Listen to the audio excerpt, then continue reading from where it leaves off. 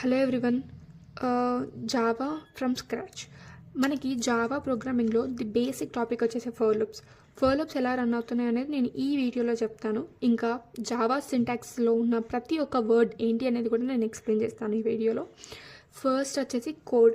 ఈ కోడ్ మనకి రన్ అవుతే ఎలా అవుట్పుట్ వస్తుందంటే n మనం 5 ఇచ్చినప్పుడు మన అవుట్పుట్ అనేది 1 2 3 4 5 అనేది ప్రింట్ అవుతుంది. సో దీంట్లో ఈ ప్రతి ఒక్క లైన్ కూడా ఏంటి అనేది ఇప్పుడు చూద్దాం.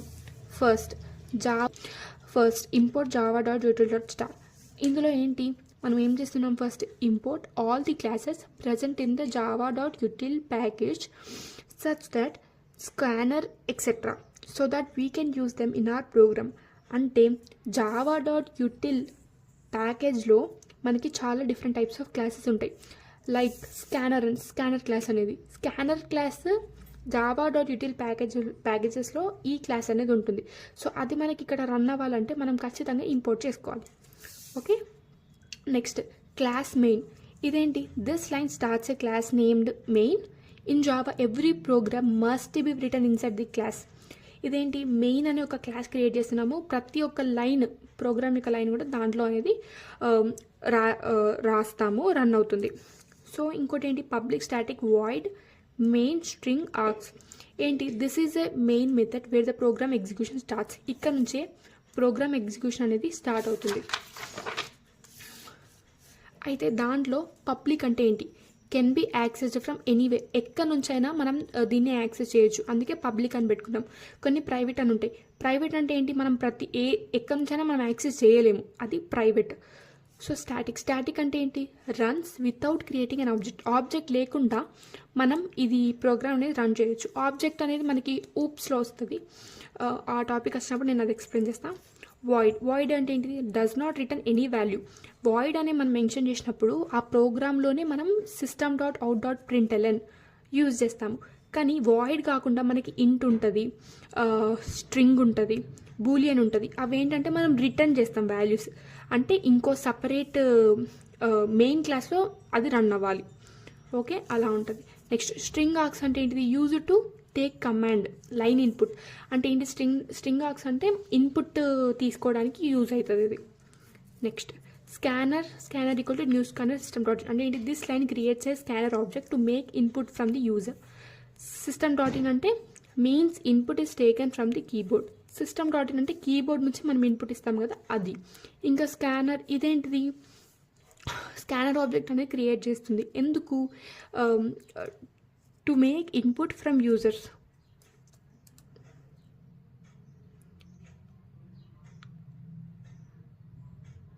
స్కానర్ క్లాస్ ఎందుకు వాడతామంటే యూజర్స్ నుంచి ఇన్పుట్ ఇవ్వడానికి మనం స్కానర్ క్లాస్ యూజ్ చేస్తాం.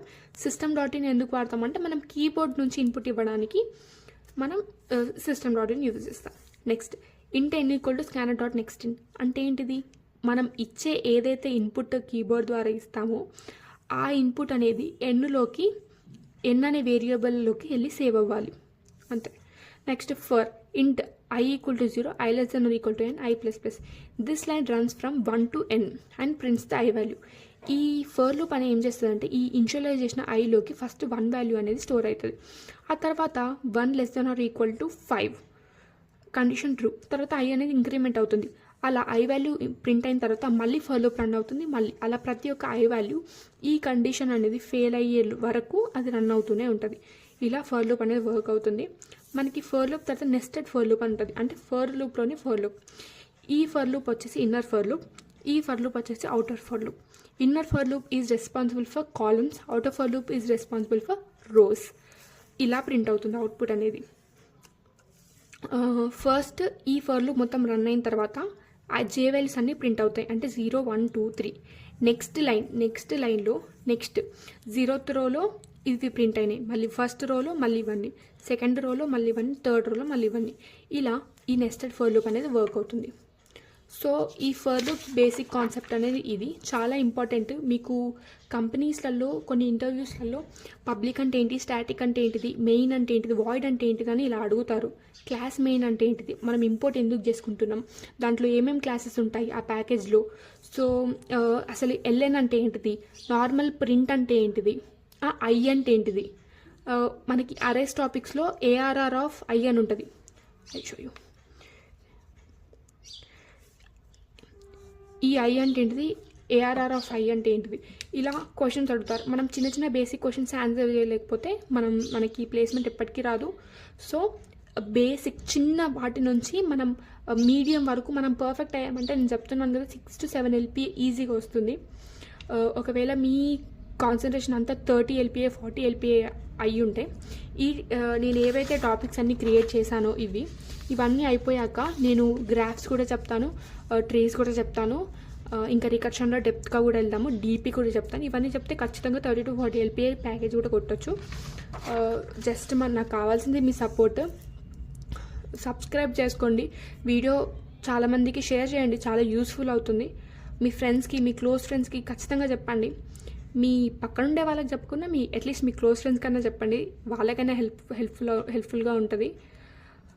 Thank you very much.